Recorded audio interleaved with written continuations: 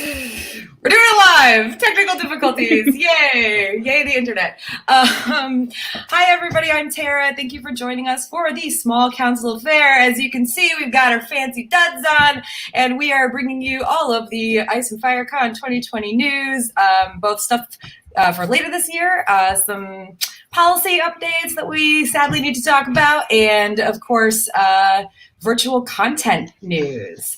We're also going to be joined by some special guests later, so please stick around until, at least 7:30 or so, preferably after that, when we are joined first by David J. Peterson, who created the languages for Game of Thrones, among other TV shows, many other TV shows. And then a couple of our patrons are going to come on, and we're going to all chat about our favorite Ice and Fire Con memories and what we're looking forward to for our new dates. So again, my name is Tara. I am the Queen Regent of Ice and Fire Con, and I created the convention and have been organizing it since the end of 2012. Hi, I'm Chloe. I am the mistress of whispers for the convention. We joke, I do a lot of the marketing stuff. If you're talking on social media, it might be me prominently, or Tara or Elena down there. So hello. Hey guys, I'm Andrew, self-appointed Master of Law. I've been helping Tara with some of the policy updates we'll inevitably talk about, but also help with events and many other associated things that are going on at the con. Hi, my name's Elena. I'm the Lord Commander. I'm a House Mormont, so I just kind of took that on as my own name. I just kind of do a little bit of everything. I'm kind of the jack of all trades for the small council. So if you see me running around I'm at the convention, I'm more likely than not trying to get stuff together. So I am Ashley, the hand of the queen. I help with a lot of the events and ideas and, just making everything look awesome.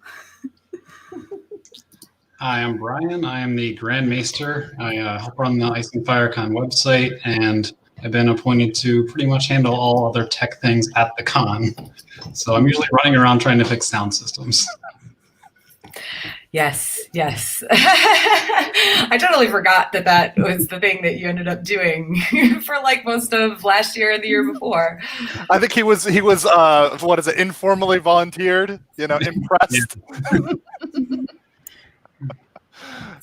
Yeah, that is true. And hopefully we will be joined by T-Pal later, who does our fundraising and basically the silent auction. She is very adept at that. It's not a job that many people want to do, so we are so grateful for all of her help with it. So we can jump right into some of the basic news. First of all, updates on the postponement and the new dates, just the major things. We are not retheming the convention as a whole. It's still going to be a dream of spring. After all, we will be entering winter, so we will be dreaming of spring, as Chloe so aptly put it in one of our conversations. It actually is a little bit more apt than it was to begin with, to be honest, because it was already going to be spring. But now we don't get a spring, so let's look at spring. There was zero spring this year, okay? There's no spring. It's gone to the dogs. It is the mummer spring, if you will. No. I've been calling it the year of the false spring because Ohio's been real miserable lately. Yeah. So we are retheming anything major. We might rework some of the events or something, and some of the themed panels that we are going to do and whatnot, but nothing major will change. I will say I can't guarantee the entire schedule will remain the same, but I think, if anything, panel times might be shuffled a bit, and we will lose a few things, but for the most part, that's going to remain as is, which is why it hasn't been removed from the website. So probably midsummer or so, that will start, being updated slowly but surely with any time changes or panel replacements that we need to make. So did you guys have anything you wanted to talk about, regarding the new dates, or if anybody, in the chat has questions about the postponement, please let us know. If we don't get to them on here, you can also always email us. How about those northern cosplays, Tara? Come on, I think free folk, northerners, very in this year. To be fair, I hear it's like 30 degrees and raining all weekend in Ohio this weekend. So, and it wasn't it wasn't exactly warm last year, but yes, it's going to be probably even chillier than we're used to. It'll be the northern invasion. Skelly will rise. Yes. House Skellington's Day has finally come. Super scary. The biggest Skelly night that we've ever had. I anticipate it. Yeah. Oh no, it's prophesied. Oh god.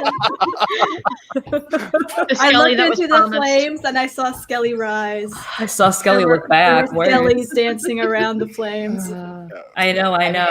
Oh. I do have that.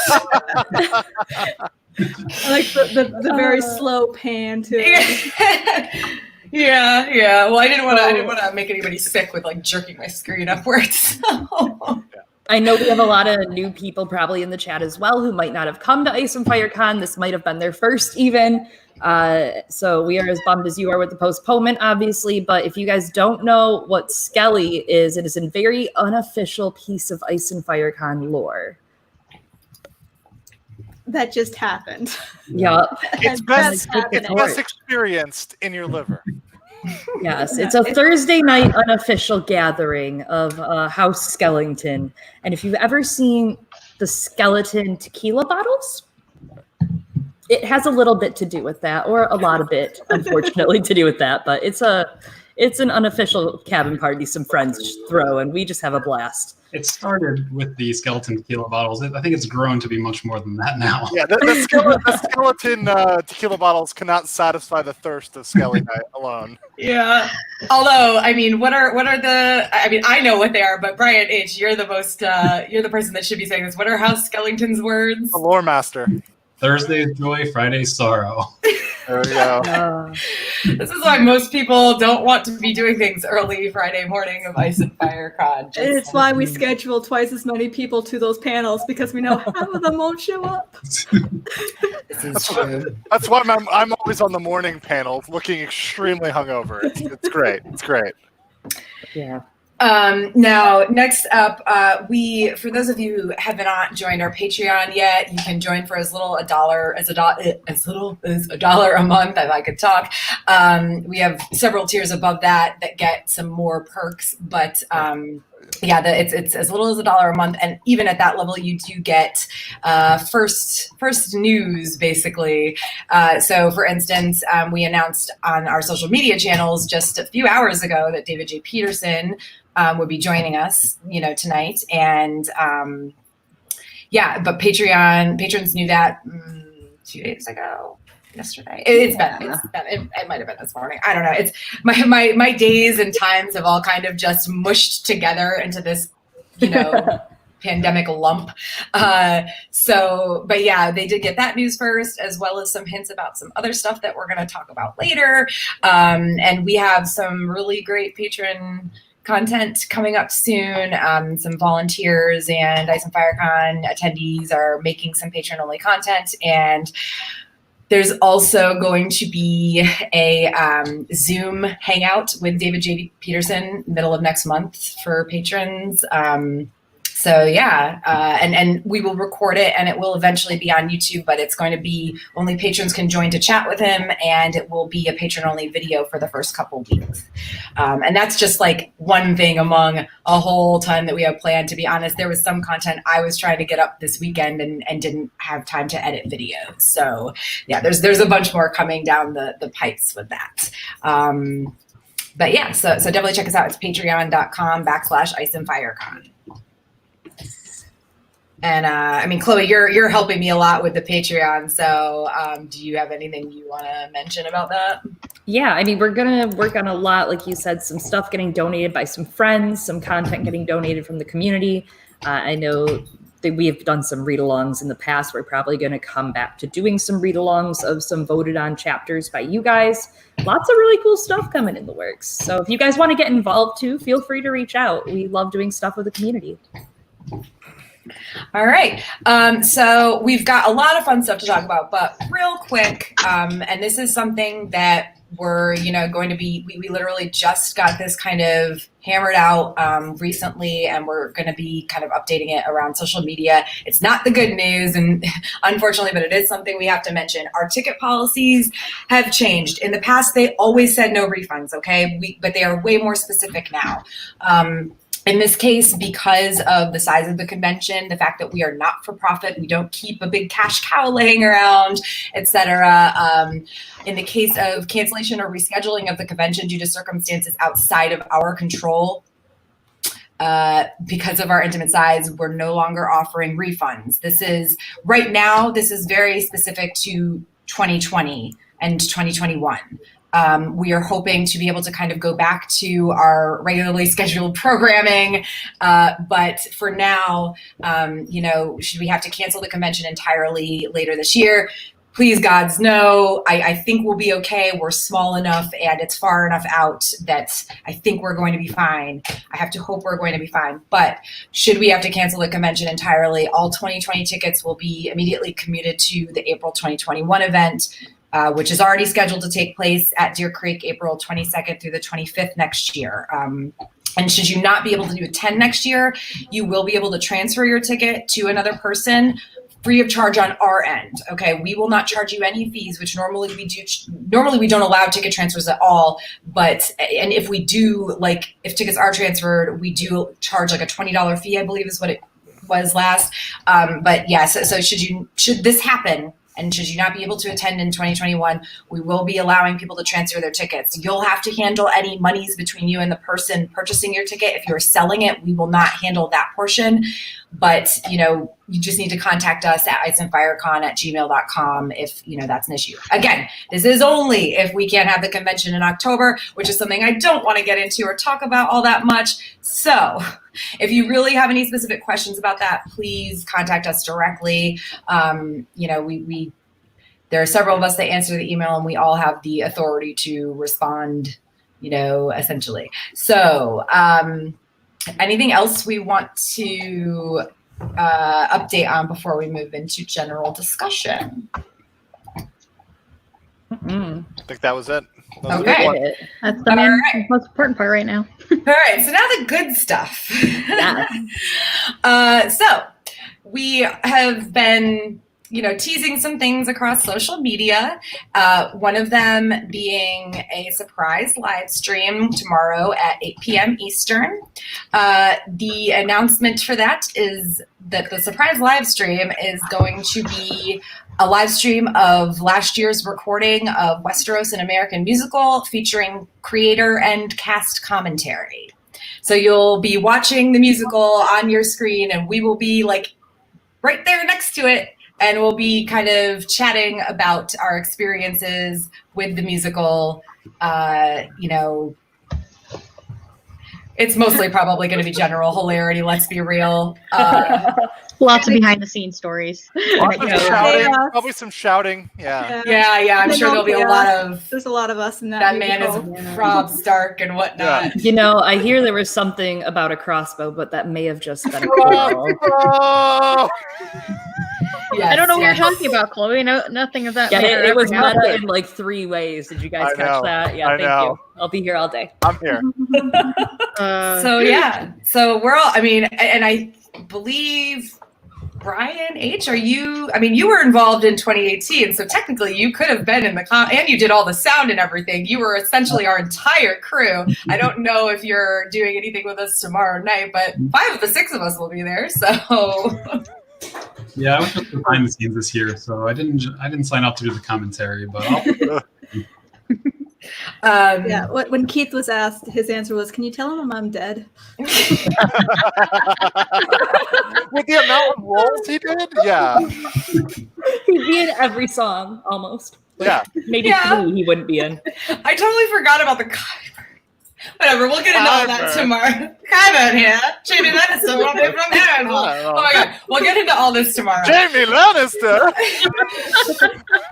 He's not in the musical, but clearly he was in every scene. Yeah. So, all right, so that is tomorrow. And then Chloe, you want to talk about the addition we had for Saturday? Yes, I'm really excited about this. We have some friends that are some creators in the community.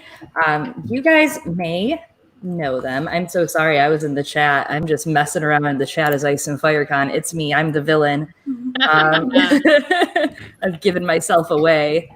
It's like when the teacher calls on you and you're not prepared. I'm like, Well, I mean, I can say that there is an additional event, and we will be posting more information about it on Facebook and whatnot tomorrow. But there is an additional event happening Saturday at 5 p.m. Eastern.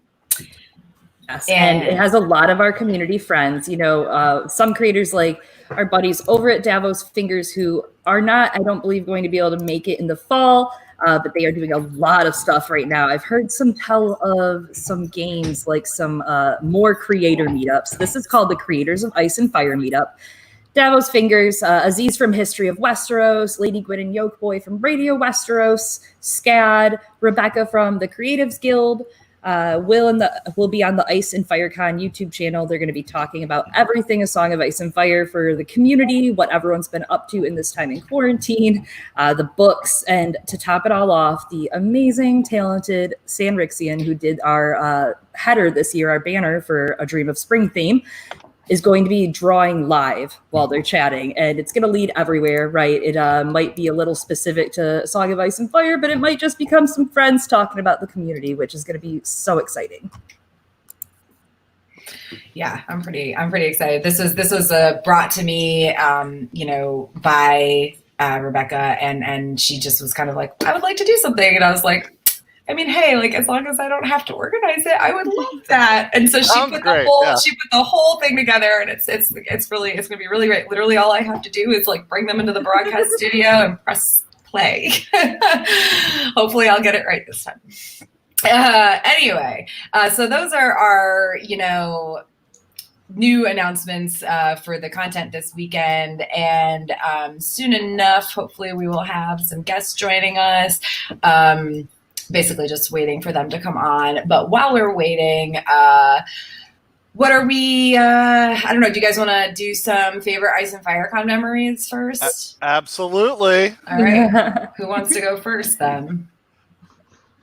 I'll go first. I mean, shoot, there's a lot of them. And the thing is, we all have ones that we share, right? So, I mean, you can go for the low-hanging fruit, but I'm just going to say it so everybody knocks it out. Obviously, we all love the musical. We're doing commentary on it tomorrow, so none of you can use that. That's now out.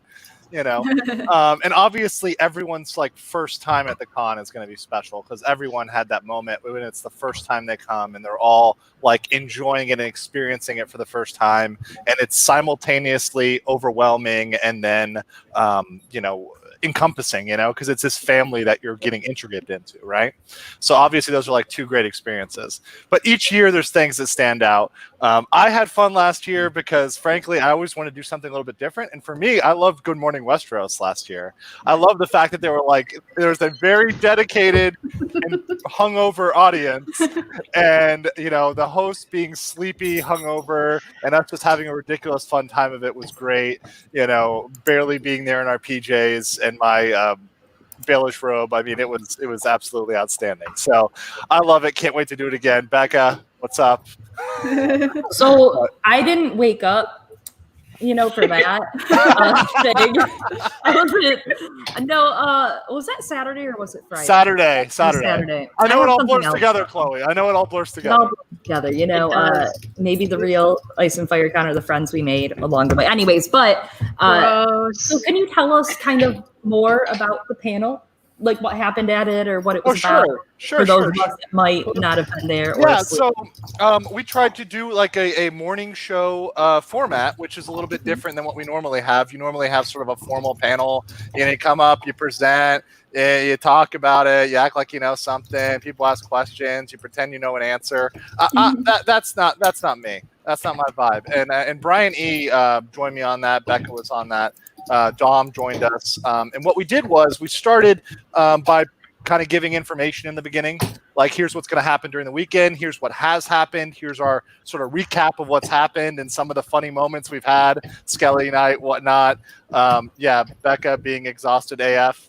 And then we went into an interview segment and we interviewed Dom because Dom is a really interesting guy. He's got a long history with the con. I don't even know all the Dom stories because I haven't been here as long as Dom has. So it was really informative for me to interview Dom and hear his perspective on things at an ungodly time in the morning. And then we did a little game I called Wed, Bed, Behead. Love it. And it got kind of spicy. Pretty good. So we'll try to probably follow a very similar format this year. We'll have an interview, we'll have information, entertainment, games, a little bread, a little circus, and everyone will be entertained. It'll be a good time, guys. Okay. Oh. Keeping up with the Targaryens. I like that. A little incestuous, but I like it. What isn't? I just want to say I don't know how I got dragged or how I got put into being on Good Morning Westeros because I am the least morning person ever made. I'm pretty sure. Actually, Chloe, I'm pretty sure I woke you up. You did. You woke me up. You're like, Elena, your panel's in 5 minutes. I'm like, ah! I made it on time. You did make it. You Late. get points for making it. Yes, That's all that yes. matters. Oh, so I guess I was awake. Points. I Sorry. would not have. You were awake, but weren't conscious. You are not awake. I just didn't go to the panel. My bad. Right. She was awake long enough to go, Elena, you need to get up. And then she went back to bed. Yeah, I mean, sorry, not sorry, but my one rule at Ice and Fire Con from the very start is don't ever schedule me. I do not schedule myself for anything before 11 a.m. And to be honest, as the years have gone by, that's been pushed back later and later. I'm pretty sure it's one day I might do something at noon, but usually it's 1. Not to say I'm not around before that, but that's kind of the problem. I need to be around before whatever I need to be doing. So no thanks. No, there's some of us that rise with the undead, and Bryony and I are always up at 6 o'clock looking at each other and wondering, hey, we should just hold a panel, right? As I said, I don't know how I got drug into that one. It was bad. I'm usually an early riser, and I thought I could do it, and then I woke up. I looked at the clock. I'm like, the panel's been going for 20 minutes, and then I'm like, fuck that. Yeah, I mean, I'm already. I mean, my fucked up moment was when I looked outside. It was pouring rain, and I'm like, 5K is canceled, and then 30 minutes later, I see pictures of soaking wet people who ran it anyways. Yeah, but I mean, that was a liability issue. I know it was a liability issue, and that's why I was like, all right, officially this is canceled. Officially, we have nothing to do with this. It is all on you. Yeah. But yeah, no, that was pretty funny. Yeah, especially when I had some of the files they needed for the panel. There was a segment about untold stories of Ice and Fire Con, and I guess we'll roll them into next year because there's some spicy ones in there. Yeah, no, I will be more ready. It'll be back next year.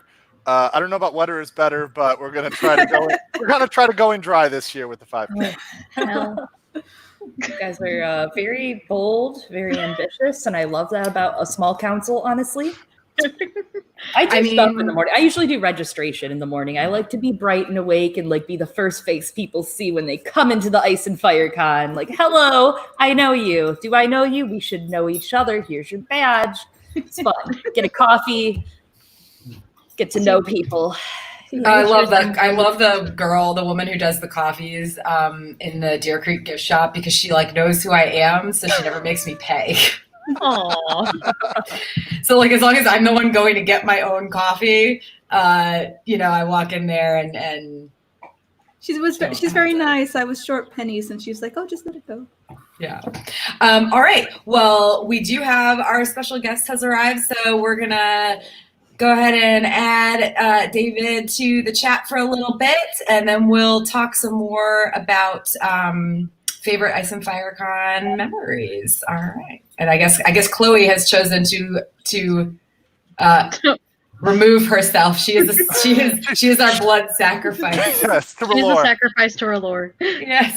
Hi, David. Welcome. Thank you so much for joining us. Macho Maruon. Saracho Mariaran. I wish I knew what you were saying, but I never had time to take those courses. I have it too. I just never had time. So what did you just say for those of us who are not in the know? Oh, I'm sure you'll figure it out. We'll wait here for you to learn. Is that a dog and a cat you got back there, or just two dogs? She's got a whole herd. Yes, those are 2 dogs. I think both my cats are actually outside. I have a lot of animals. I do rescue, so there's pretty much never less than 4 or 5 animals in my home. The word for dog in Dothraki is based on my friend John's name, because he had recently lost his dog right before I started working on Dothraki. So it would have been based on his dog's name, except it didn't work. There was no B in Dothraki, so I just did it based on his name. That's sweet. I lost a very very important dog last year, and I would die if someone did something like that for me. So that's so sweet. So what have you been up to during quarantine time? Chilling, vibing. I mean, surprisingly a lot. It was wonderful because I've been able to catch up, because the way, I work on several different shows and movies at once. And so it's difficult juggling it all. But our shows, everything went on a 2-week hiatus. And I'm sure at the time that they did it, they thought it would just be 2 weeks. But it allowed me to clear up my backlog. So I'm totally caught up on every show that I'm working on. And I've been able to turn my attention to other projects that I've been wanting to do. One that is yet to be revealed, and another that is we started. A friend and I started a video. I don't know, a YouTube series. We started a YouTube series. This is somebody, Jesse Sams, who I worked with on a show that's airing right now called Motherland on Freeform. We created a language for that show and then translated stuff into it, and we loved working together. So we decided to start a YouTube series where we'd create a language live, incrementally, week by week. And of course, initially, due to my travel schedule, I thought, well, we're probably not going to be able to hit every week, but we'll try our best. And then, of course, you've been on every week now, rain or shine. We actually just finished our 9th episode about half an hour ago. To that, working on a couple of different book proposals, but otherwise mainly just keeping my 4-year-old daughter entertained. That's probably harder than any language. Yeah. I don't have any children, but my sisters, between the 2 of them, have 5, and I have 2 sisters, and they all live on the family farm. It's a big property here in South Carolina. It's great in that they're all in the same place, and so they can quarantine and still all have each other. But I'm pretty sure both my sisters are going crazy with the homeschooling thing. So yeah, it's as tough as it is to have multiple children. Usually, I think it's much better to have at least 2 than 1 right now, because I mean, let me tell you, my daughter definitely misses all of her friends from school all the time. She misses interacting with people. She's very, very social. And so we are her parents, her teachers, and her friends, because there's no one else. And so it was like, I remember very vividly the first 3 years. I'm like, my God, I can't imagine, somebody ever agreeing to have a second child. And now I'm thinking, like, God, if we had a second child. Yeah. They would at least keep each other company sometimes. So that is also another kid to watch. And although I guess at this point they'd be pretty close in age, so there's still time. So yeah, I mean, I honestly, as somebody who is very extroverted myself, as is probably evidenced by the fact that I run an entire convention, this has been driving me crazy. So I feel for your daughter. I miss my friends, and I miss my things that I organize. I actually started organizing Zoom chat, like hangout, like happy hour hangouts with my friends 1 or 2 times a week, because I need at least that much interaction, or I might go nuts, because I live by myself. So, and the dogs, they help, but Not as much as you think. I have friends that have done that too, and it's really great. It's very tough with having a 4-year-old and just the one who is up and active at that time, because it's like, especially like if she knows them, like, oh my goodness, we try to chat with just my parents every so often. And then I start to talk to them, and then she just starts making noise because nobody's paying attention to her. It's like, God, I just want to talk to my parents just for a minute. Anyway. Yes, no. So what? And you have a Patreon as well. We were talking about our Patreon earlier, but I know you and I have been emailing back and forth scheduling this, and you have a Patreon. Is that for the YouTube series that you guys are doing? Yeah, so we created a joint one just for the YouTube series, mainly because we didn't want to do monetization on YouTube, because we both find, advertisements really annoying. And so I thought Patreon was a cool way to just say, it's like, hey, this is not required, but if you feel like kicking in a few bucks, then we're here. Because I can't tell you how many YouTube videos I have not watched because it tells me I first have to sit through 2 ads. It's just intolerable. Yeah, Anyway. the ones that really get me are the Facebook ones, when you'll start watching a video and it'll cut it at like the most inopportune, oddest time and like send you to an ad, and it's like, all right, well, I'm done with this now. Like, I don't even want to go back to that. So, and I mean, honestly, our Ice and Fire Con channel isn't monetized, but that's because you need to, when YouTube instituted, they're like, you need to have 1,000 followers or subscribers or whatever, and like you also need to have so many hours watched per month. And like, as a convention, even if we had 1,000 subscribers, we have our event once a year. We can stagger what we release, but in the end, it's still gonna not be enough to get us however many hundreds of hours watched per month. That was brilliant, by the way, too. Because it was like, it wasn't just like, hey, we're doing ads now. It's like, oh no, if you want to qualify to put advertisements on your channel, you need to hit some benchmarks. It's like, oh, wow, okay. I don't think we got the name of your YouTube channel.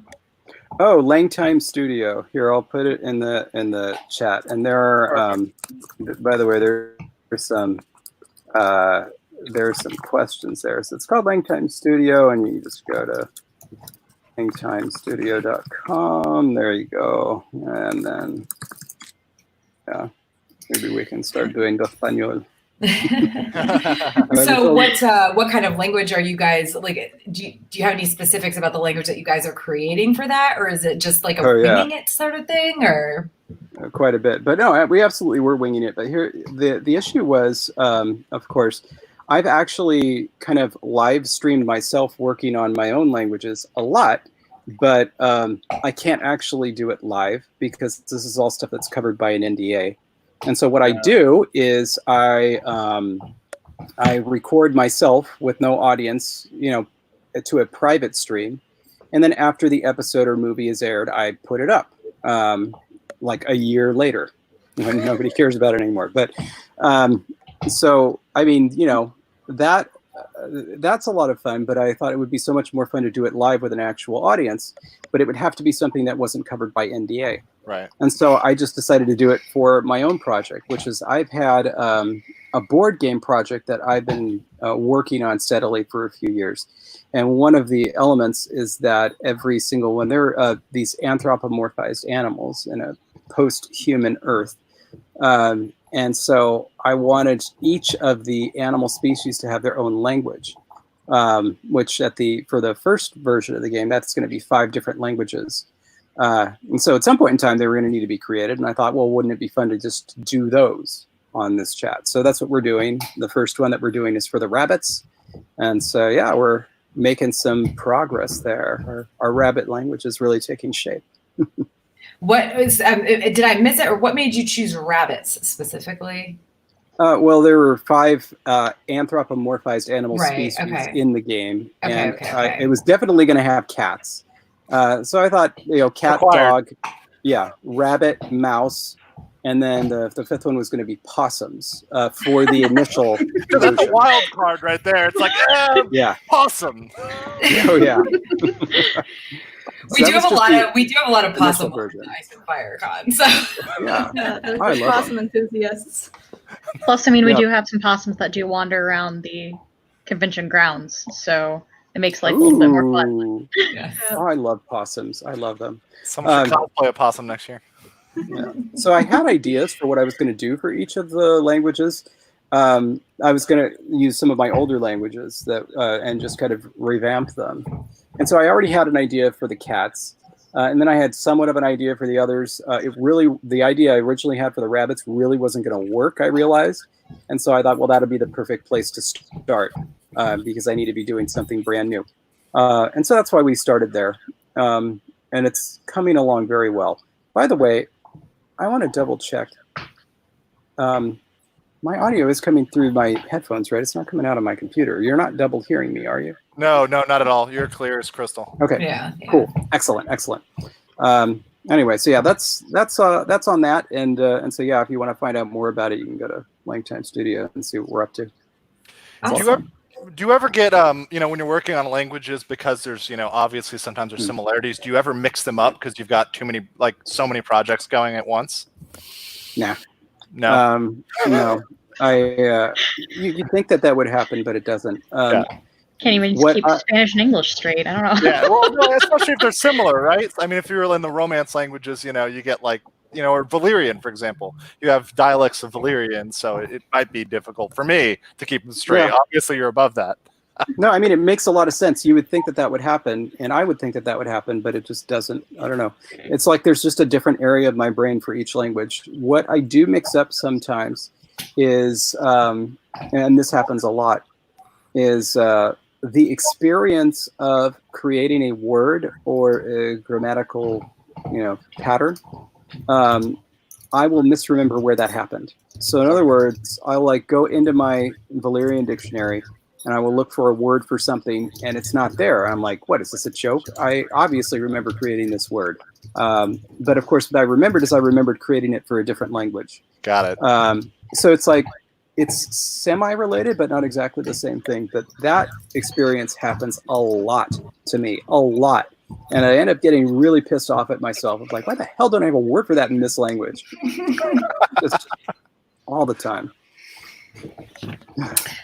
All right. Well, I mean, I know we only I know you are very, very busy, as you and I discussed. So is there anything else you wanted to talk about? I mean, what are you excited about?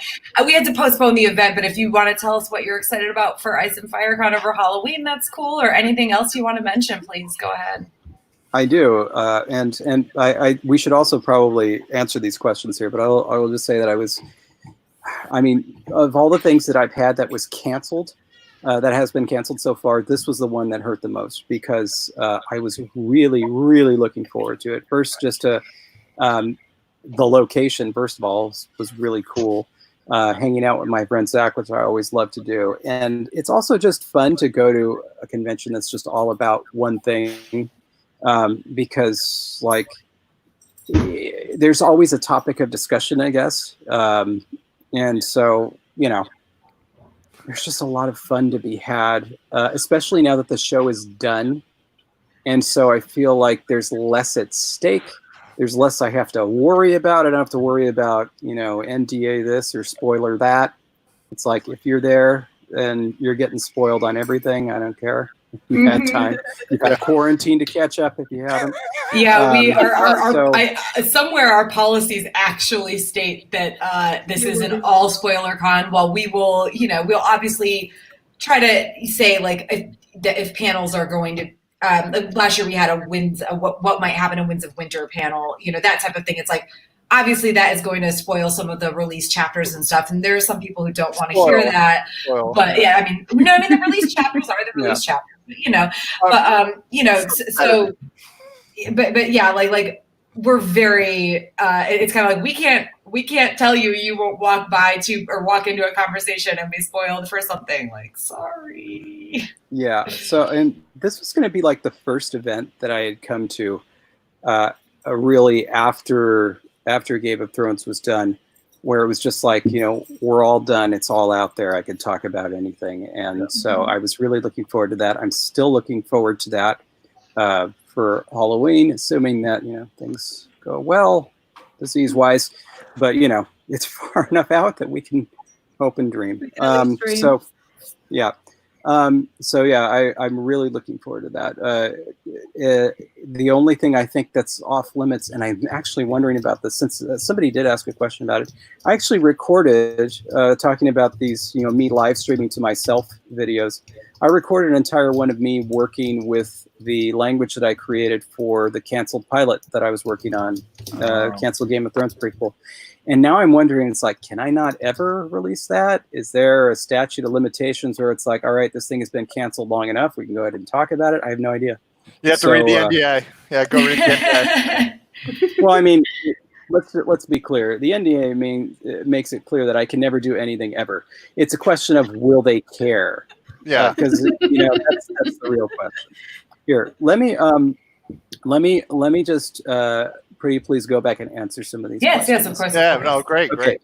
So we have it's the pre-Endo language David was working on, wildly different from the normal tongue we hear in the Game of Thrones world. So the way that it works is for this prequel that I was working on, this was the language that is supposed to have given birth to the common tongue, which is rendered as English, of course, in the show. But it was supposed to be presented as the language of the other, whereas the normal language that was going to be rendered as English in the show was the Old Tongue, because that's the one that most everybody would be speaking. There was also going to be the Children of the Forest language. That was in there. A song was in there that I translated in the Children of the Forest language. And then there was going to be this Andal language. And what it was like, it was an old, it was a language in the way that I usually create a language, except that I created a language where, with sound changes that had been applied, it could end up sounding like modern English, except all the words would be totally unrecognizable. So it'd be the type of thing where if you hear something like blick, that would be a great English word. It just happens not to be. It would be that type of a thing. And so that was a lot of fun because, of course, it wasn't even the modern form. It was the form that preceded that. So that was what it sounded like. It was cool. Hopefully I'll get to release that someday. Do I ever play language games with my daughter? Not as much. I do try to give her some Spanish, but the truth is, no, our Spanish is dead in my family. It died with me. I mean, it's still there for me. Like I could still hear it and use it, but it's not going to be passed on to the next generation. So no, we don't do a lot of language stuff. We should, but we don't. Does ever mention what Lysa and Kat's language would have been like? Did they have a secret language? Is this something I missed in the books? Yeah, like they wrote notes to each other in like a secret code. I don't know, was it a language or was it? Yeah, I'm it not could have sure. just been a code. It could have just been a code. Yeah. Yeah, I know what I Yeah. think it would be, to be honest. Yeah. What age were they? Would have been children. Well, I Yeah. mean, So like yeah. I know Liza uses it. post-literate. Yeah, post-literate, but like not advanced. So Yeah. Yeah. So Especially if you're talking like Song of Ice and Fire, Game of Thrones age, like when they could read. Yeah, so it was probably just a code or a cipher, maybe with a few different words there or some language game elements brought into play. Things like Pig Latin, which is not like a language; it's more of a language game. So it probably would have been something like that. But nevertheless, it still would have been fun to see. However, I wouldn't want to actually do it unless I had created the other writing systems that existed in that universe, because of course the Roman language, the Roman alphabet isn't supposed to be there, to see what they would have based it on to make their own kind of fancy version of it. Anyway, so let's see, what's my favorite language that I didn't create? I have a whole list of them, and I'm actually going to put a link in the chat. I give out an award every single year to a language, and I call it the Smiley Award. I've done it since 2006, so I think there's 13 of them. I haven't done this year's yet, so I've got a whole bunch, but some of my favorites are Sylvia Sotomayer's Kalen and Doug Ball's Skara language. Those are some of my really favorite ones. Oh, and by the way, the reason that we're rushing here, I know that you don't have a time limit, but I do. I'm actually giving a talk to the student group, the Ling student group that I was a part of at Berkeley in 10 minutes. So nice. we're rushing for me. Okay. Well, and honestly, if you know, we'll have these as comments, so like I can always send them to you via email, and we can, you know, post any answers you might have in the comments as well, or you can comment later. So if we miss any, you know, understandable. Yeah, Simlish is garbage, another language. So. I saw that was posted from the Ice Fire Con account, and I just want to make sure everybody understands that is very specifically Chloe that posted. This is what she does when she's not in the chat. I did want to mention. I know that you're currently working on, or you worked on the language for the new Doom movie, correct? Yeah. Okay, I know we have a lot of people who are part of Ice and Fire who are all very excited about seeing the movie. Yeah, I created a writing system for it too, and it is awesome. So I hope you enjoy it. I ended up creating 4 different languages / language systems or language sketches for that movie. 2 spoken, 2 signed, and then 1 written script. So yeah, look out for that. And then just for this other question, I've answered it elsewhere. And so you can read up on it about the gender. And in fact, I think the best place is my Dothraki blog, where I really go into the specifics. But essentially, there is a lot of misunderstanding about that passage from A Feast of Crows, which has a very specific and non-ambiguous interpretation. And part of the problem stems from the fact that we use gender and sex interchangeably in English. And this is basically a historical artifact as a result of the fact that the only noun systems that we were familiar with in the West were ones that were based on sex.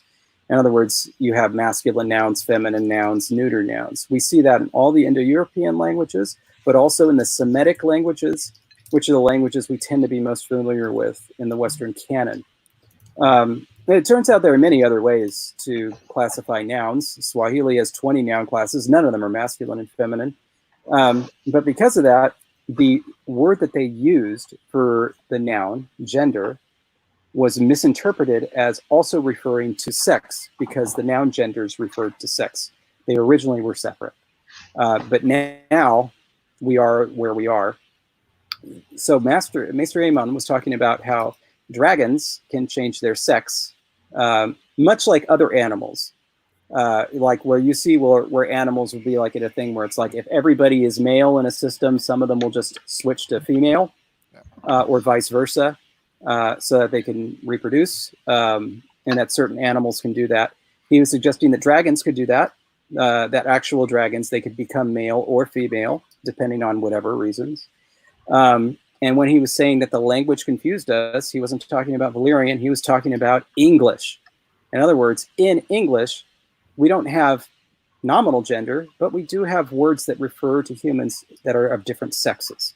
In particular, we have the words prince and princess. One refers to man, one refers to female. If you were translating from a language like Valyrian that only had one such word, then you'd have to make a choice. Imagine a language that had a different word for female or male cousin translating from English. In English, we just have cousin. And so it'll be like, you know, and you know, the king's cousin will be the one to take the throne. When somebody translates that into this other language, they'll have to decide, well, was it a male cousin or a female cousin? Because we don't have a word that means either. When they make that choice, suddenly they've altered the prophecy. Same thing going from Valyrian to English.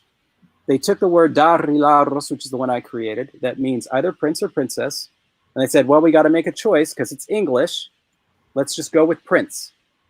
And that's where the confusion arose. So it had nothing to do with grammatical gender in Valyrian, or really anything to do with the Valyrian language at all. It had to do with English. So there you go. That's the long form answer. Thank you. Okay. Yeah, thank you so much. And you have to go. I'm sure you've got a few minutes before your next thing. But thank you so much for joining us. And we've already talked about how we're going to do a Zoom thing with you and our patrons. And I think some of your patrons as well are hopefully going to join us. So that'll be middle of next month, the weekend of probably Saturday. I believe it's May 9th. So as soon as you confirm, let me know, and then I'll announce it as well. Absolutely. All right. Thank you so much. Have a wonderful evening, David. Thanks, Likewise, David. all of you. So nice to see you in person for the first time. And can't wait to see you in October. Yes. Yes. All right. Bye, everybody. Bye. Bye.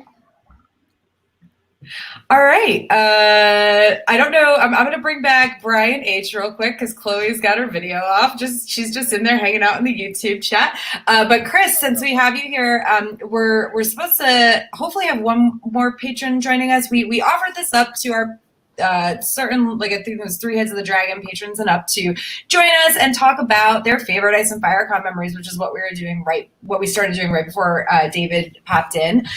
So let's hear what's your favorite Ice and Fire Con memory or memories, and also what you're looking forward to most about our new dates. I guess it was my second year. The first year at Deer Creek has overall been my favorite. And my favorite memory from that weekend was my Blood Raven cosplay.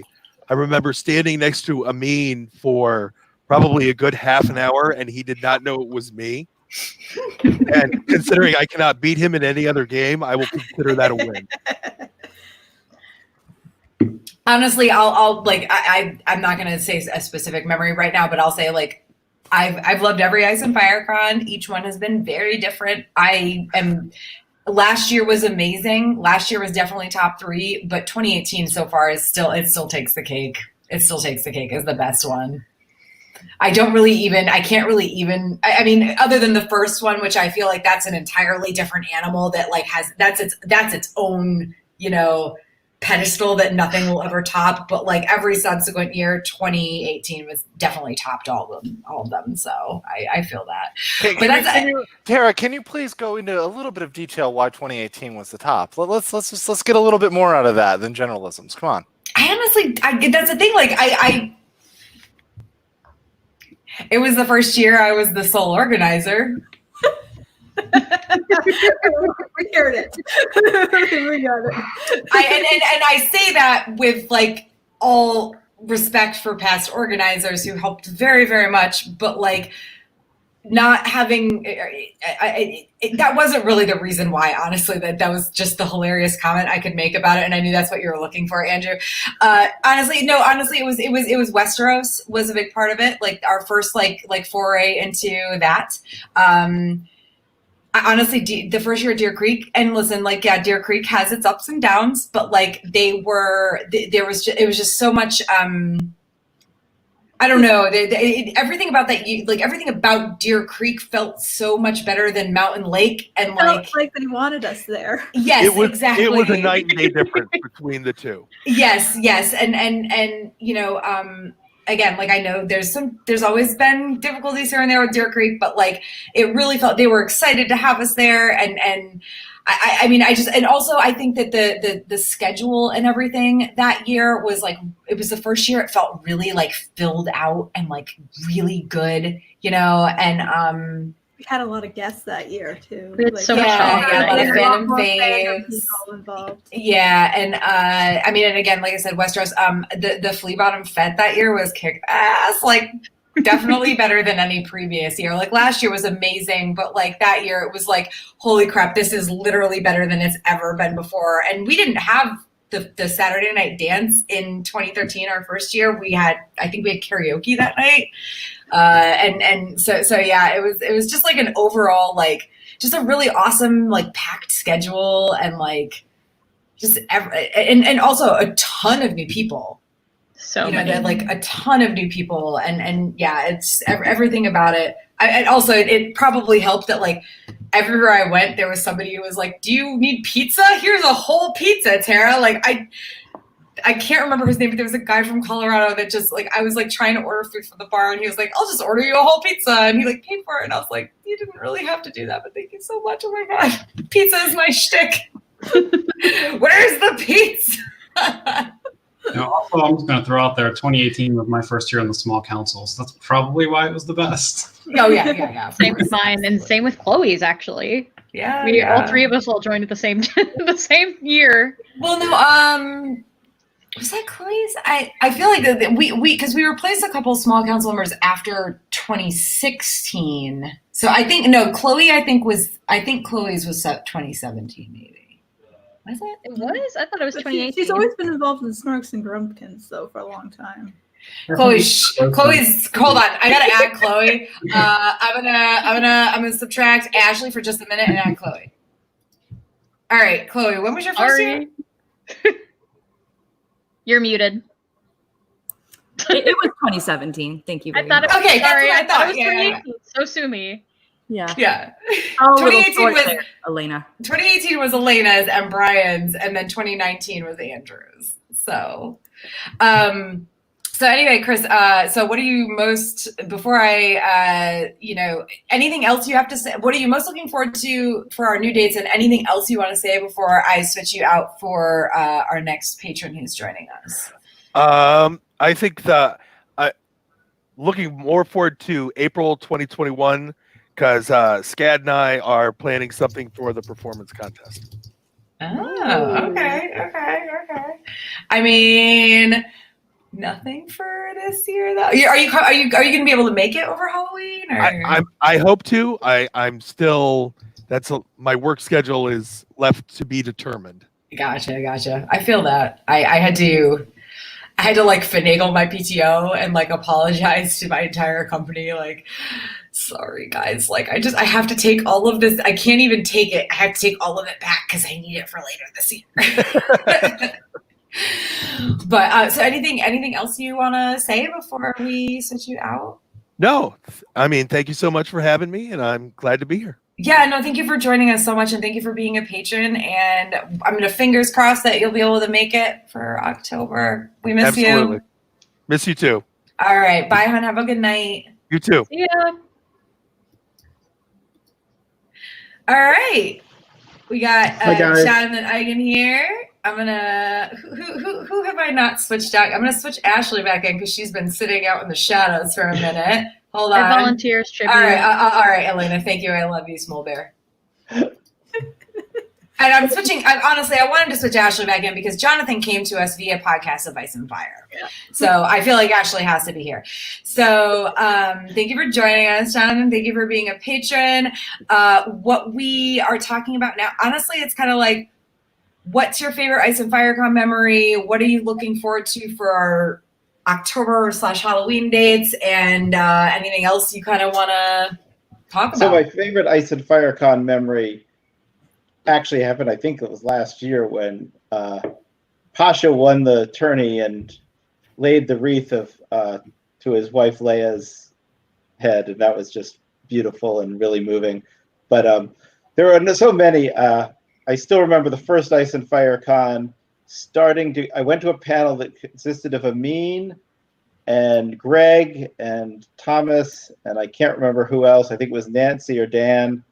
Anyway, we started to just talk about, I don't even remember what about Ice and Fire, at about 7 o'clock at night, and we were still going at 9 when the dance started, and we were still going after the dance ended, which was right next to the room we were in at the old library at the castle that you first had it in. Oh, Ravenwood. So that must have been 2015. Yeah, the year so we had to have the dance outside. Yes, that was the year. So the dance was outside, and there was one gentleman from Indiana who kept running back and forth between the dance and our discussion, and he was a little bit inebriated, and he kept referring to the Black Fire Rebellion as the Black Fry Rebellion.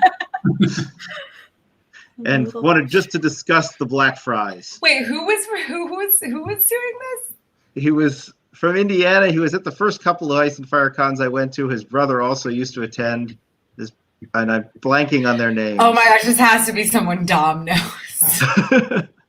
We don't have many people from Indiana. Yeah, they haven't come the last couple of years, but they definitely were there at least the first 2 years I was there. Yeah. I'm thinking of a bunch of little baby fish now attacking other fish. So that was one of them. And then, of course, last year watching the episode 3 with that big group and then discussing it until 4:30 in the morning was epic. Oh my God, I know. I only stayed up till like 2:30 because I had to drive 8.5 hours the next day. Or, well, I was supposed to have to drive 8.5 hours the next day. I drove like 2, and then Dean drove the rest of it because I was so overtired. I was like sick to my stomach. So, thanks, Elena just posted that it was Zach and Nate. That is correct. It was Zach and Nate. It was Okay. Zach. Yeah, It was yeah. Zach who had the Black Fry Rebellion. He came as the Werewood tree one year, the Were Network. Yeah. Oh, yeah. Okay. Yep. That's what you're talking about. I didn't know they were from Indiana, though. Gosh. I mean, well, I guess because I know Nate as being from, like, he always came from DC and now right. he lives in San Fran, I think. But anyway, that's neither here nor there. I don't want to give up all of our attendees' information and his addresses. They're all friends with everybody on Facebook. Like, let's be honest. Like I always know it's an Ice and Fire Con person when I have like 274 friends with them versus like Dragon Con people. It's like, you might have like 50, 60. You know, like Ice and Fire Con is the motherlode over here. Speaking of memories, Terry, you mentioned your pizza moment. My moment was with John when he got me a coffee, like a cappuccino drink, because I came to a panel half dead, and he noticed that, and he gave me his coffee drink.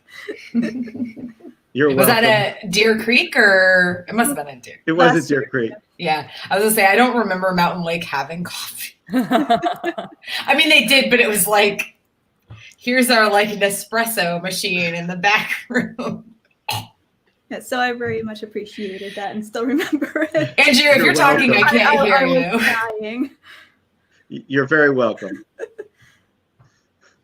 So those are your favorite memories. What are you looking forward to for our Halloween dates? Anything specific, or just camaraderie and being around our people, basically. I realize how much fun I have at conventions in general, and yours in particular.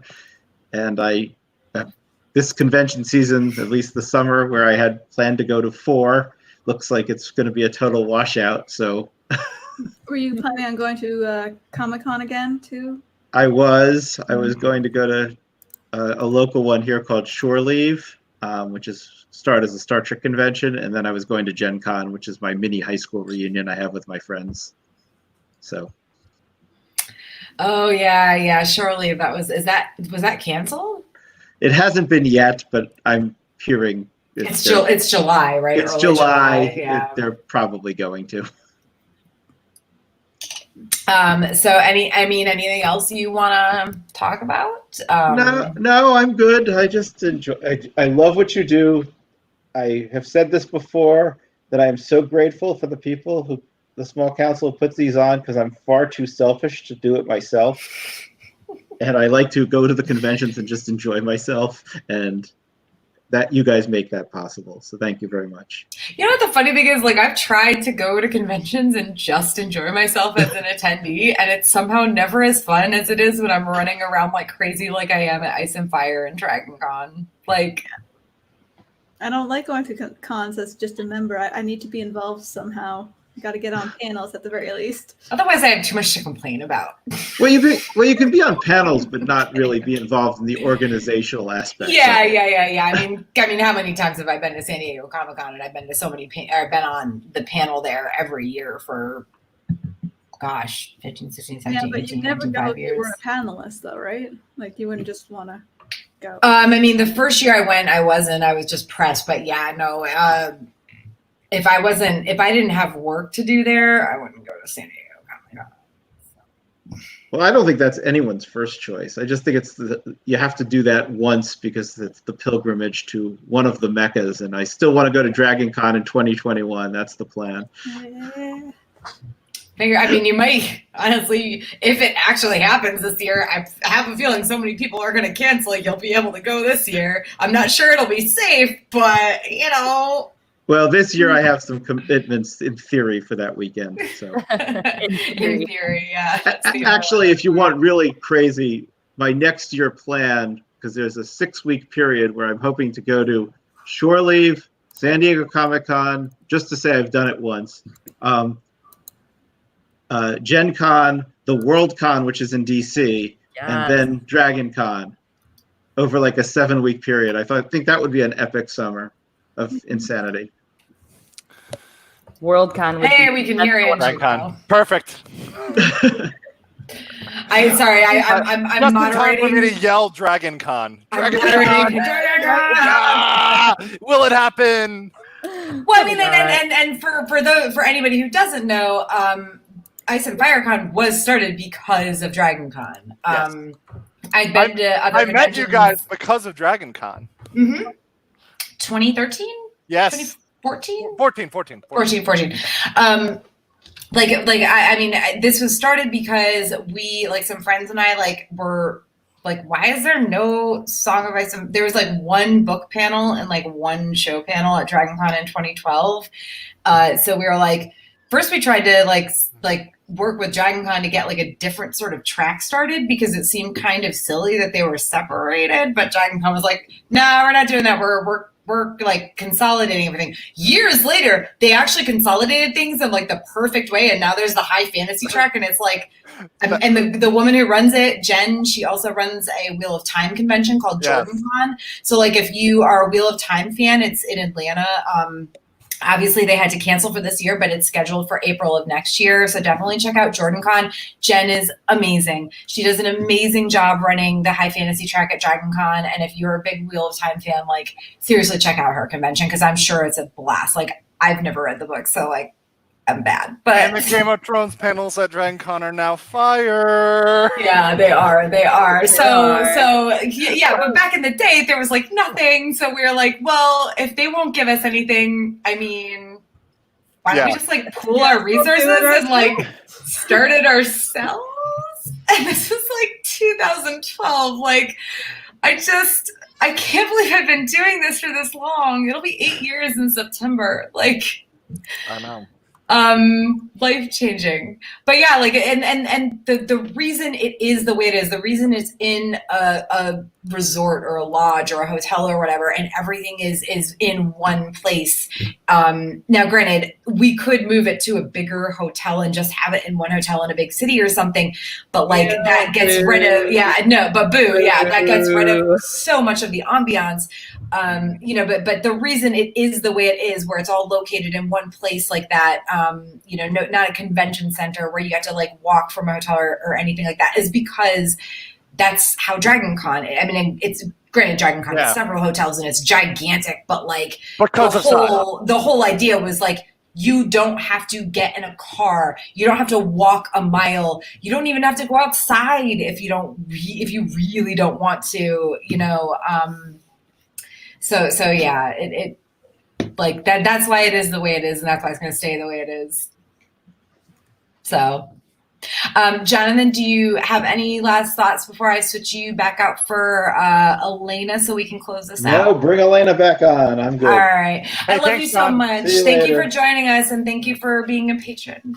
You're And welcome. tell also John has a very awesome wife named Anna and a very awesome daughter named Talia, who also come to Ice and Fire Con, so shout out to them. And Anna is nice and introverted and requested I be on for the family. Well, tell her I love her and say hello. Yes, give her our love. I will. All right, bye, John. Thank you so much. You're welcome. All right, bringing Elena back. I was hoping this would go like no later than 8:30 or so. We're on track Because We're staying on track. I mean, I'm just gonna say, and this is like me saying this does not make it official, but if you're not in our Facebook group, on Facebook, you can search Ice and Fire Con /group. There is an event happening on Zoom at 10 p.m. tonight. It is not official, okay, y'all. It's not official, but it might involve.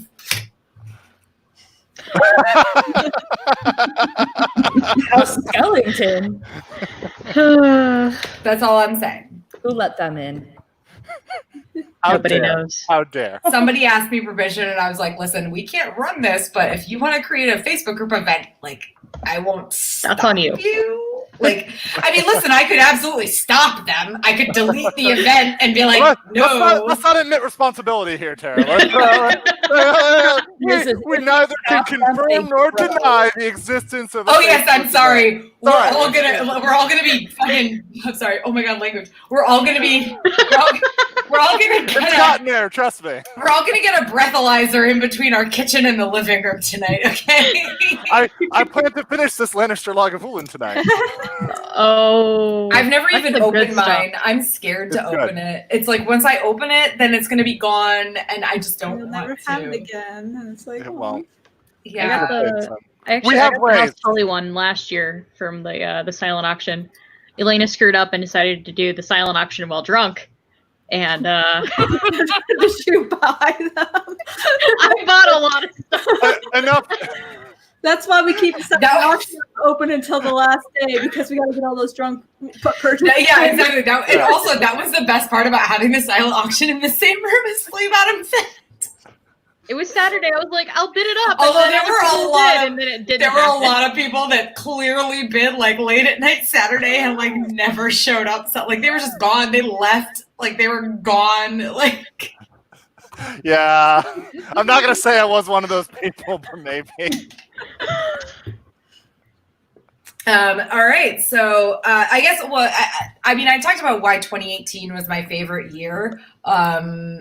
I think that's probably. I don't know if that necessarily encompasses favorite memory. I have too many of those. Like I'm not to go into detail, but when Brian E and I did the Benioff and Weiss version of You're Welcome in 2017, which if you haven't heard it, Chloe, if you have a second, it's on the Ice Fire Con YouTube channel, but if you want to put the link in the chat, like the video isn't the greatest, like because the internet and stuff at Mountain Lake was horrible, but the song was hilarious, and Brian E, as always, wrote some great lyrics. So that's definitely in the top 5. I've said it more than once, and I will always say it again. The very first year at Ice and Fire Con on Saturday night, Ashley, who is notoriously introverted. Don't let her trick you into thinking otherwise. She came up to me, like she was my roommate that year. We never met, okay? Like we never met, but she didn't, I needed her, like I had room and she needed a place to stay. So she stayed with me and a couple other people. But she came up to me Saturday night at the bar at the very first Ice and Fire Con and like gave me a hug and was like, thank you so much. Like I didn't know what to expect. I wasn't even sure I wanted to do this or come here, but like this was amazing. This was like the best thing that's ever like I've ever experienced, whatever. Like so that like that's always gonna be like top 3. Oh. So just going with the sloppy one. That's good. That's good. It changed my life. I think it changed a lot of our lives, but like for sure. Like everything going forward is like different now for me. Oh yeah. P.S. Other soppy moment. Remember that time I sobbed uncontrollably when the 2 people who met at my convention got engaged at my convention? Because that's also in the top 3. It was adorably amazing. Are you claiming responsibility for that ship, Tara? I don't know. I never claim responsibility. People do what they go do. I'm not saying that we pushed them together at all. I'm just saying it wasn't a ring. I'm not saying that there weren't like 20 of us being like, come on, Keith and Ashley. Like that we all shit them for like 2 years before they ever but no, really, like that was and also, to be fair, Ashley and Keith are 2 very close friends of mine, regardless. Obviously because of Ice and Fire Con, but outside of Ice and Fire Con, we've had a lot of amazing times, and just like knowing though that I have created something that can foster those kind of relationships, and not just relationships, but also just friendships in general, is like every year I tear up at the, closing ceremonies because like I'm amazed every year at the Ice and Fire Con family and at everything that everybody, whether you're small council or volunteers or just attending or just coming and being on a panel, like I'm amazed at everything that everybody brings to the table. Like I'm okay. So I said before we even started this broadcast, I said I was okay earlier, and I don't think I am. Oh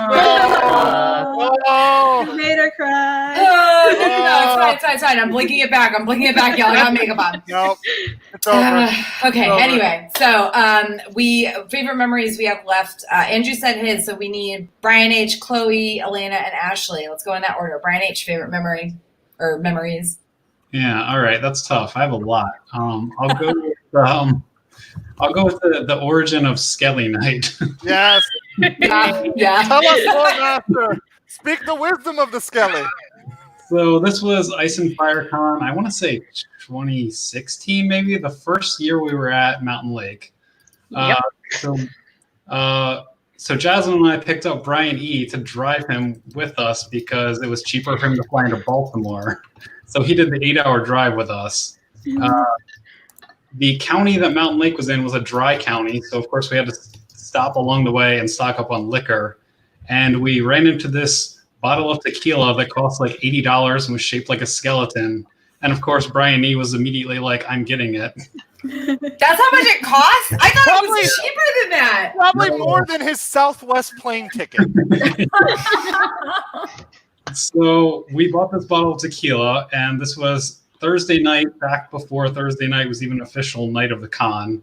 And we managed to kill that bottle of tequila that night. And that grew into 2 bottles the next year, and I've lost count of how many we killed last year. We killed like Someone brought a case. half a dozen or something last Brian year. had to come ship to my house. What is drank will never die. Yeah, we killed like half a dozen or something, but there were several that were like left for the rest of the weekend. And somehow I still haven't fucking gotten one of these empty bottles. That's really the only one I have, even though I bought, I think, 5 by now. Dude, Saturday night, I got to the partying late, and like by the time I actually got out to the partying, it had to have been 11:30 or midnight at the cabins. And RJ, one of our attendees and friends, I say friends lightly, made eye contact with me. And if you've ever met RJ, if he makes eye contact with you across the room, you better either smile and get out or know that you're doomed. And Gotta run away. With eye contact, and he went, "Chloe," and he put his arms out to hug me. And when he pulled back, there was a bottle of Skelly in his hands out of nowhere. And he's like, "You have to drink this now." So I did, but I mean, that's on me, right? All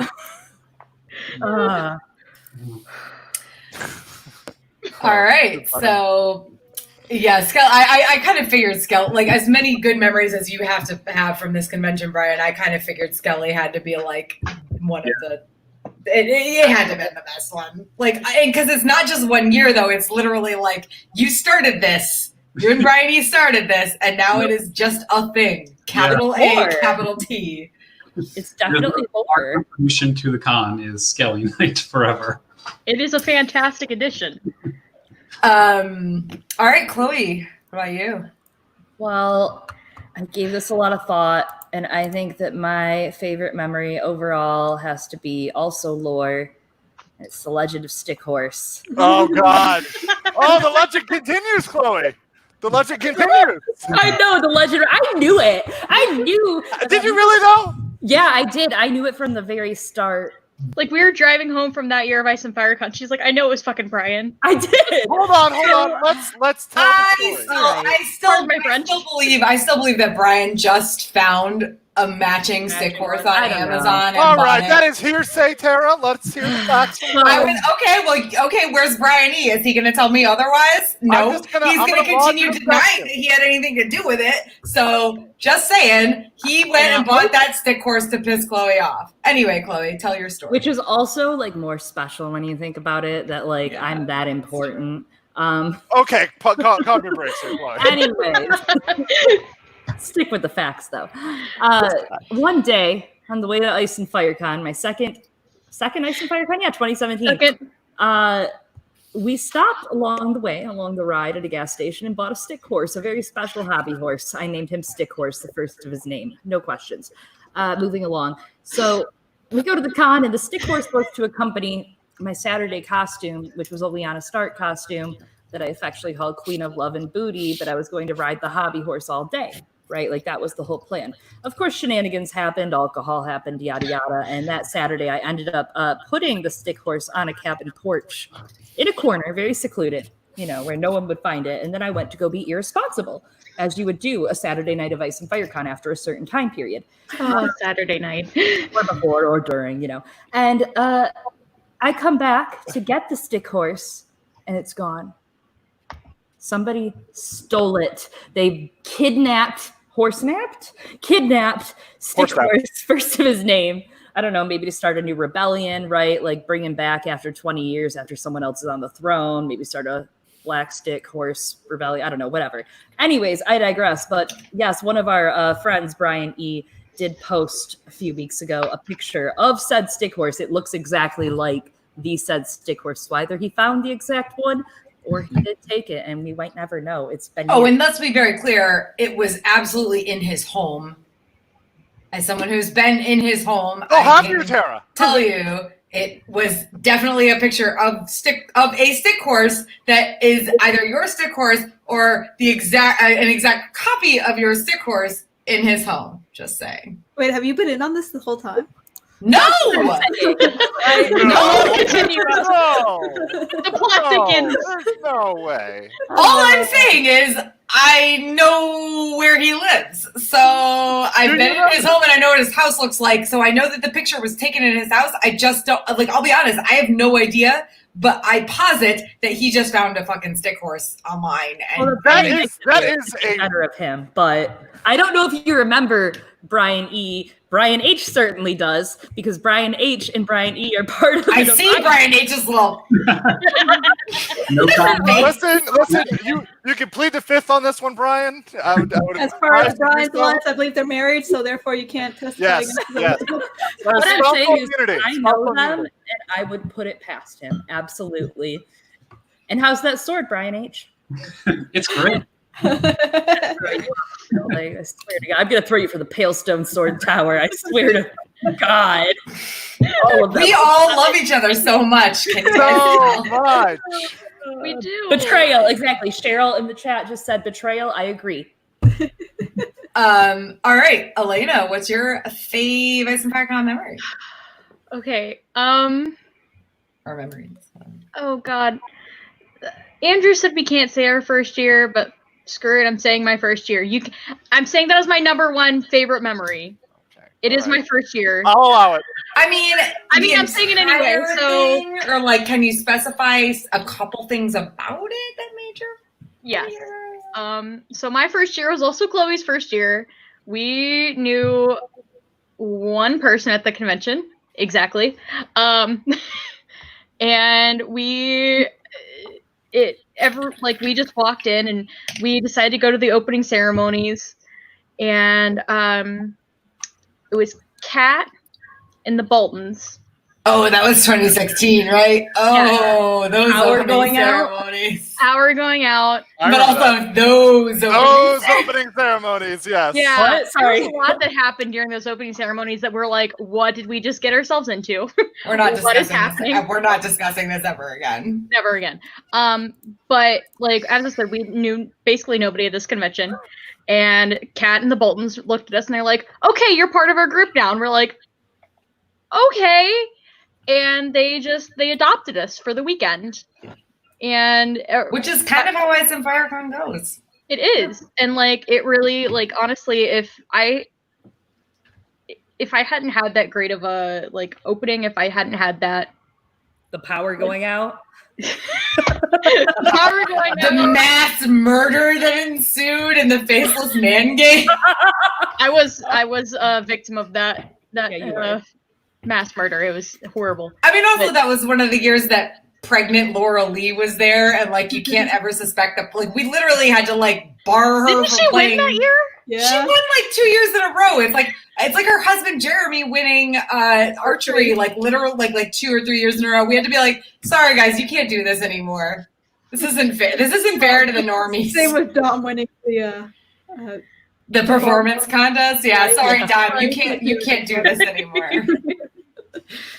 But yeah, like them being like that welcoming and that just like open and being like, hey, you're part of our group now, and here, just come into our room and like I remember at one point we went back to our room just to like chill out and be like, we need a break. And like people came and checked on us and they're like, hey, are you guys doing okay? We're gonna do dinner. You know, like, you want to come to dinner with us? And we never met any of these people. We don't know no one.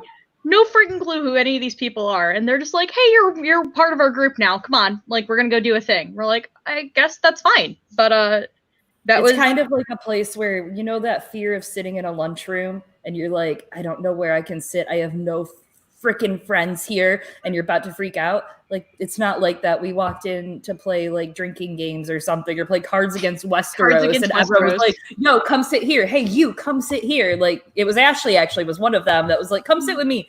Like, you guys would not. We got separated. Yeah, we got separated, but it was fun. They were like, "No, you like." And honestly, like, you guys came together. I from what I've heard, it's the same way with people who come by themselves.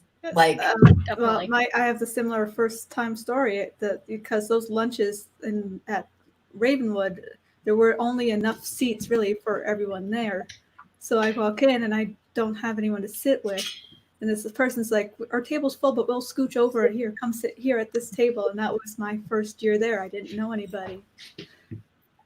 That's the kind of community it is. So it's really awesome. Well, I mean, speaking of which, Ashley, favorite memory from you to close this out? I mean, honestly, you're the longest running small council member other than me, so this is kind of perfect. There's so many little memories. I mean, like, I can go for the easy one and, you know, getting engaged. That's a bit. That doesn't count. That doesn't count. That feels like a cop out. Yeah. That doesn't count, which is the other big one. But I like watching all the good times that everybody else has. I mean, I love like Marty, like the year he couldn't come, and then they had blow up doll, and then the next year he cosplayed the blow up doll Marty. He literally asked where he could find nude colored leggings so that and like I somehow ended up with the giant Chicago Bears shirt that the Marty doll was wearing. So I was like, yeah, I'm bringing this for you. We're good. And he went around posing as the doll, like he did all the poses. I forgot, and I remember it's like, I think I looked at you, Tara, and I just went like my hands up in the air, and you went, "Yup, let it ride, baby." I just remember like them doing. I remember them doing like the fake burial ceremony in the graveyard for him, and like six people looking at this blow up doll. Brady and Brian H and Jasmine, maybe. Yeah, and there was maybe another person. I don't. You're all dressed as the Faith of the Seven, right? Mm-hmm. Like, and you like interred him, laid him to rest. I literally fell to the ground because I was laughing so hard. They took it to the swings. And then at one point they had him fighting with Josh Harrison's Bran. Like, they were sitting there like last year, Brandon. The fact that Brandon was a mean last year, that was great. And we have pictures of Keith branding. Keith started it. He started the branding. But because also, like, Wednesday night, P.S. Wednesday is the new Thursday, y'all. Oh, like, no. It took Dragon Con like it took Dragon Con like 30 years to get here. It took us like 5. Okay, that's not a good sign for us. Eventually, it's just gonna be like a week-long process. It's fine. Yeah, I mean, it's already Wednesday to Monday. So. And what about it? What was it, like 4 weeks, like a week before everything horrible happened in the universe, you know, before it all happened to us? Me and Tara I was just saying, Tara, shit, I'm going to come on Wednesday. So yeah, it's over. It's Wednesday, baby. That's day 0. Yep. Mm-hmm. And Thursday content keeps getting like earlier and earlier. I'm just saying. I mean, it won't for for October for sure, just because, but like, yeah, maybe April. Yeah, in the future, it's going to be Dragon Con, you know. You got your Thursday only pass. Starts with pool party. I mean, there's content anywhere you look when you're at the con. You know, it doesn't have to be programmed content. True. Like, that's deep. I'm just saying, like, you walk into the lobby last year, Ice and Fire Con, you had Matt and Scad sitting around from Davos Fingers just strumming on their guitars, playing jams. I mean, you go out outside and someone's sitting outside enjoying the view or something you can hang out with. There's always someone down by the gazebos. There's always someone just hanging around. There's always friends. The banners. Everyone can hang banners from their balconies, and you get all the houses around. Yeah, or put out their big skeleton, to Kevin to put up their banner gratefulness. Contest. A what? A banner? A banner. Yeah, to encourage more banners. All right. We can do like personal banners. Yeah, but that means somebody has to like travel out to the far reaches of the cabins, like beyond the wall. Someone will be there. Yeah, beyond the wall, in the heart of winter. Yes. If you're in the cabins, you have to like submit a picture of it. I'm saying it now. Like, that sounds okay. Can't make us go that far. No, we'll just have people take photos on the 5K. We'll just get Seika and she'll drive us down in her golf. Hey, there you go. Yeah, 5K. Wait, the 5K is now like. Oh, a scavenger 5K. No, Snarks and Grumpkins. That's it. They have to travel out to the far reaches of the world to. That's an idea, actually. Yeah. It could be in a complimentary thing, but I would have to ask my protege about that because I'm about to pass big decision making on from that event. Yep. We've heard. Crazy. However, Big also, Mama Snark? it is going to be amazing this year. So Yeah, me and David E have been working very hard on this year's Snarks and Grumpkins, and the first event I did at Ice and Fire Con at all was Snarks and Grumpkins because I just wanted to do something. We got there so late on Friday during the announcements. It was like 4. And I was like, this is stupid. I want to do something. I'm so mad. So I was like, let's go do something. So we went first to Snarks and we just did it. It was fun too. And it was stupid and fun. And we had no idea what we were doing at all. Yeah. And then after that, the person who ran it no longer was running it. And I said, I'll do it. And I did it, and then here we are, and now it's ridiculous. Yes, we have to top the kayak. We're still waiting for that moment of topping the kayak, and we will get there one day. For those who were not there, back in the day when we were at Mountain Lake, and Mountain Lake is at it's supposed to be at a lake, but there's no lake there. It's been dry for a long time. A little bit of water. But it is on top of the mountain. RJ, but they still somehow have kayaks there for some reason. Nobody knows why. It was the dry lake bed. They were like old abandoned paddle boats and kayaks. Yeah, so our friend RJ carried a kayak up from the dry lake bed to the lodge back porch and was fake rowing on the. It honestly it sounds kind of stupid now that I'm explaining it, but at the time it was hilarious. Well, also, he was dressed as Victorian Greyjoy. Yeah, Victorian Yayjoy. And second off, the best part was the better part was the whole entire prompt was this is the beginning of Snarks was at that time bring something that's reminiscent of blank. So it was bring something that reminds you of the Riverlands. Bring something that reminds you of this. So RJ brought the kayak up.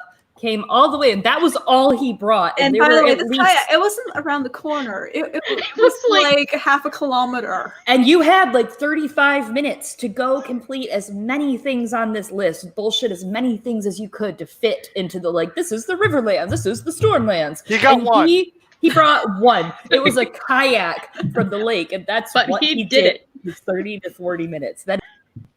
Oh no! The power of the kayak was that strong. The Iron Fleet is so strong. So strong. Okay, so it's 8:40 almost. We're gonna wrap this up, but real quick before we do, can we all show off what we're actually wearing underneath the fancy clothes? I mean, I don't mean underwear. Gosh. I don't mean underwear. Whoa. I mean, I'm wearing crew socks and giant slippers, and I haven't shaved my legs in 2 weeks. Oh no, Tara, no. You haven't either. Nobody sees me. I shaved my legs last night. Did you? Good to know. I know I'm not the only one that's not wearing fancy clothes below the fancy clothes. So come on, there you go, Elena. See, I have they're sheep. And these shirts are cute. It's Galaxy leggings. I got them for Christmas a few years ago. They're very comfy. My legs are very cold right now. Are we really the only two that are going to do this? I have leggings. That's it. I put on the actual pants. You put on suit. Wow. Yeah, no. And a belt. Well, I have actual suit pants on. Oh my gosh, Brian H. I was so expecting no shoes though, no socks. Yeah, I have no shoes either. But Wearing a dress. I'm also indoors. That's all I got. You're not. Are you wearing shoes though, Ashley? No. Yeah, exactly. So Brian. I thought about it. I was like, should I wear shoes indoors, Tara? And then I'm like, well, they can't. I mean, I'm wearing slippers. Mine are just slippers. Let's be clear. Let's be clear here. Just saying. I'm not studying my bedchamber. All right, so we're gonna sign off here. Thank you guys so much for joining us for our small council affair. We're so fancy. Oh wait, can we do our Dragon Con voices? I do declare. It's for the legacy. The legacy of the small council affair. The fanciest of dinner parties. Chim chim. Indubitably. Oh my gosh. So thank you guys for joining us. I mean, if you're not in the Ice and Fire Con Facebook group, but you're on Facebook, you might want to request to join because there's some other unofficial stuff going on starting at 10 o'clock tonight. Other than that, I mean, any last thoughts from you guys? Anything else we need to close out on? The Freys and the Lannisters send their regards. Wait, what about Jamie? The Freys and the Lannisters. All of the Lannisters? What about Jamie Lannister? I thought they were writing around him. No. So yeah, don't forget the rest of our stuff this weekend. Real quick, 6 p.m. Eastern tomorrow. If you have read Who Fears Death by Nnedi Okorafor, Lady Gwyn from Radio Westeros, and Lydia, who's one of our volunteers, and I believe maybe Megan, who's also one of our volunteers, are going to be discussing the book. And honestly, like, they're going to be discussing the book, and the live chat's going to be lit and stuff. So please join in tomorrow at 6 p.m. Eastern, and then at 8 p.m. Eastern, we have the live stream of Westeros, an American musical with cast and creator commentary. Saturday, 2 p.m., there's a world building. It's like half panel, half workshop with volunteers Shelby and Mark and Aziz from History of Westeros. 5 p.m. Eastern is the Creators of Ice and Fire meetup, which is Shadowcat Bex, Aziz from History of Westeros, or from Shadowcat Bex from the Creators Guild, Aziz from History of Westeros, Lady Gwyn and Yolkboy from Radio Westeros, and Scad from Davos Fingers. And then 8 p.m. Saturday is Chloe and from here, and Girls Gone Canon, and Drunk Aswaf. And then Haley from the Manimals and Drinking GOT Brooklyn. And then, so they're going to be eviscerating season 8. So that's going to be fun. I know. I look forward to that. I'm getting paid $2 million. Oh, yes. I forgot. I'm sorry. Also, at the creators thing at 5 p.m., San Rixine is going to be drawing. Sorry, my bad. A lot going on in my mind right now. I'm literally doing all of this from memory. And then at 12 noon on Sunday, we have Scad and one of our Ice and Fire Con attendees, Chase, who are going to be doing a Legends of the Night Fort panel. So yeah, and it's all going to be on the Ice and Fire Con channel. I will be setting up the streams for the rest of those soon. And just email us if you guys have any questions. But thank you so much for joining, and I'm so sorry that this weekend is not Ice and Fire Con. I was fine with it, and now I'm not anymore. This has ruined me. All right. On that note.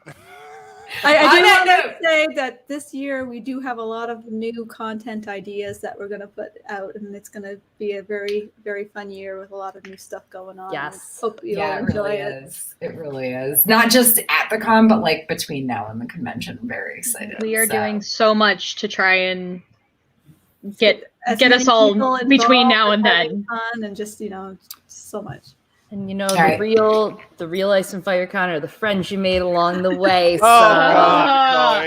Thanks, I hate it. And on that note, love you guys. Have a wonderful night, and hope to see you at the rest of our broadcast this weekend. Bye. It's